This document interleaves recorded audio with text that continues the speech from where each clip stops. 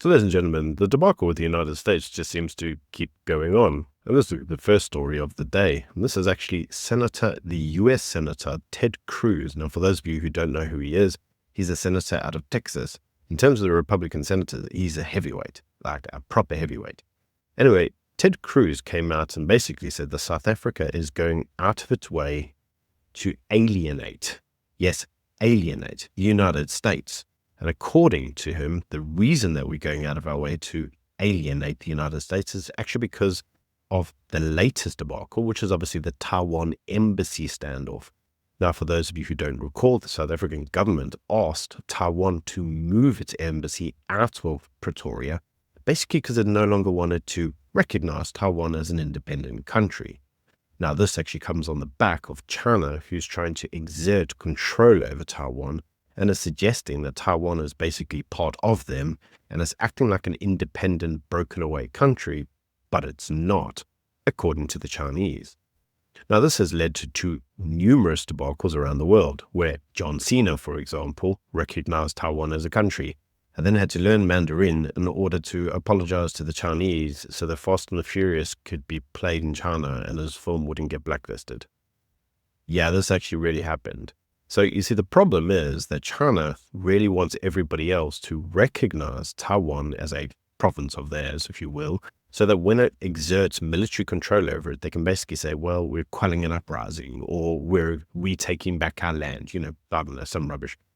Anyway, the United States has obviously affirmed its position that Taiwan remains a country in its own right and it's an ally of the United States.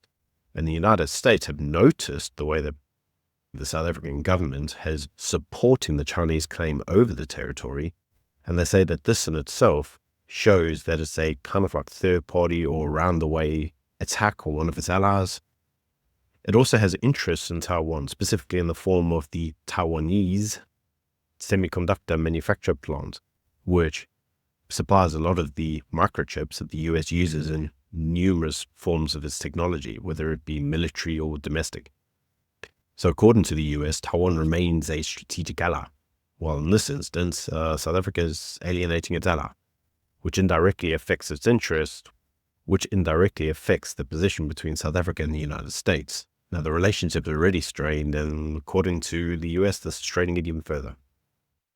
So before we actually carry on with the rest of the news stories, guys, if you haven't already, please subscribe to the channel. It really does help. I'm so close to 100,000. Just help me push over it. And if I have gone over 100,000 by the time this video goes live, thank you everybody who helped me along the way. It's been a real hard slog to get to 100,000, and everybody who has helped share my content and make my dream of 100,000 reality, thank you so much. It's not been possible without you. Anyway, so let's get on to the rest of the stories. So the next story is that, according to Trump, he is saying that nobody actually wants to take responsibility for the Gaza Strip. Numerous times they've suggested that Jordan should be responsible for it, and they've said no. They've said Egypt should be responsible for it, and they said no. And obviously Israel doesn't want to be responsible for it for obvious reasons. So Donald Trump says, fine, this region has caused problems for too long. If need be, the United States will take over it and control it and make sure that it actually, becomes a proper state and it stops carrying on and having hoo-haws and powwows with its neighbors. You can let me know what you think of that in the comment section below, but I imagine that obviously one of the positions that South Africa has taken is the pro-Palestinian position and a direct position against Israel, another one of the US's strategic allies.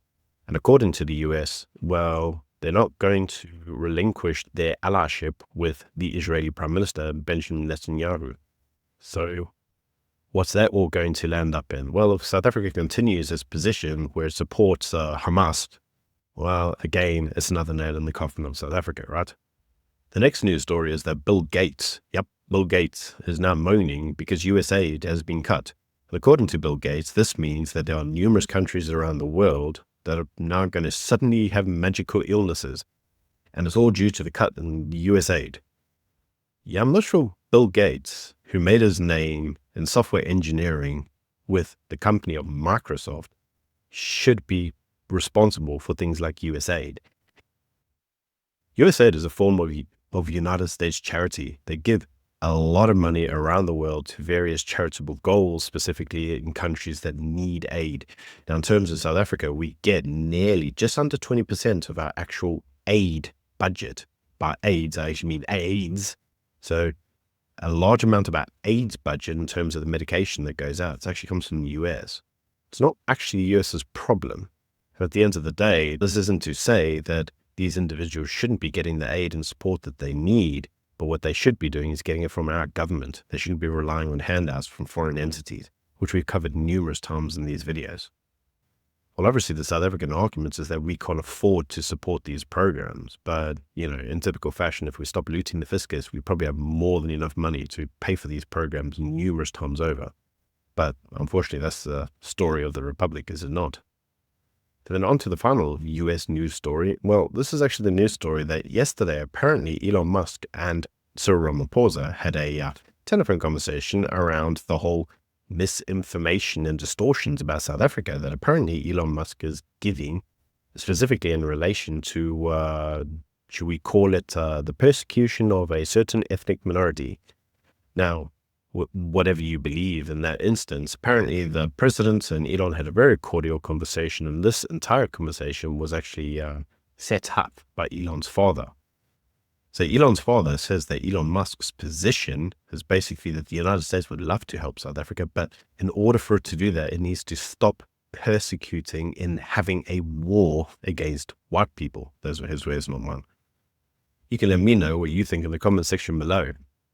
So the final news story then of today is actually around South Africa. Let's actually talk about some South African news for once. And this is actually around NHI. So apparently there's been a breakthrough in the NHI. And this is specifically an agreement that's been done by the GNU parties to basically not collapse medical aid. Now, for those of you who know or have been monitoring what the whole NHI debacle will mean for South Africa, well, basically what it will mean is that they will make private medical aids like obsolete or make them illegal. You can't use a private medical aid for anything that's covered by the NHI, which will basically be everything. So at the end of the day, this has actually meant that individuals would be locked into a state solution whether they want to be or not. Many individuals have said that this would be unconstitutional because it would rob individuals of their private choice of basically where they want to be seen and how they want to be seen. This has obviously been one of the key fundamental issues around NHI, with parties like the DA saying they don't actually have a problem with NHI in principle, although there is a budgetary issue. What they can't do is collapse medical aid schemes, because many individuals consider that collapsing of the medical aid schemes and the locking into the state-owned solution only to be a bit of a red line. They say that obviously when you look at state-owned enterprises and state-owned institutions, they don't exactly run very well.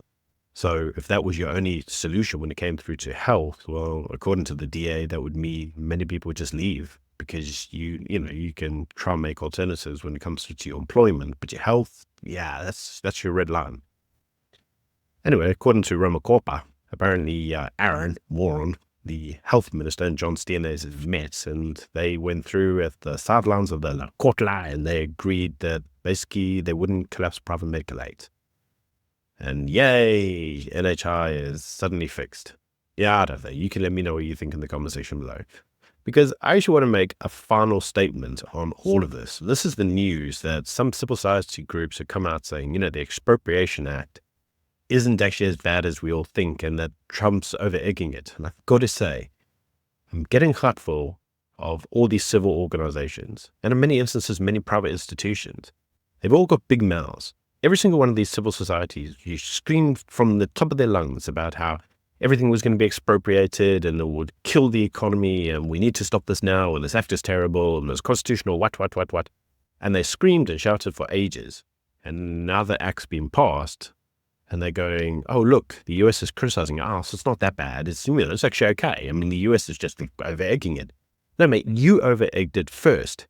You were the ones who sounded the alarm. Now that the alarm's been heard, you're trying to walk back the alarm that you've had. And the same thing is happening now with NHI. For how long have all these parties been moaning about NHI? And now it's getting slightly, rolled back a little bit, and parties going, no, actually, it's not that bad. Well, you've been telling us for ages that it is. We've recently seen this as well in terms of a law firm that said that the whole BE criteria in South Africa was terrible. They were going to sue the government for it because they were coming for large law firms. And then they were like, oh, actually, it's not that bad. Maybe we should just leave it. These guys are spineless. If you're going to go out there and sound alarms and prompt people to panic, In many instances, your rhetoric means that people end up leaving the country because they fear for their potential future of themselves and their kids. And then when crunch time comes, you don't have the guts to stand by your allegations and the things that you're saying. Just shameless. But again, let me know what you think in the comment section below. Anyway, until tomorrow, see you soon. Bye.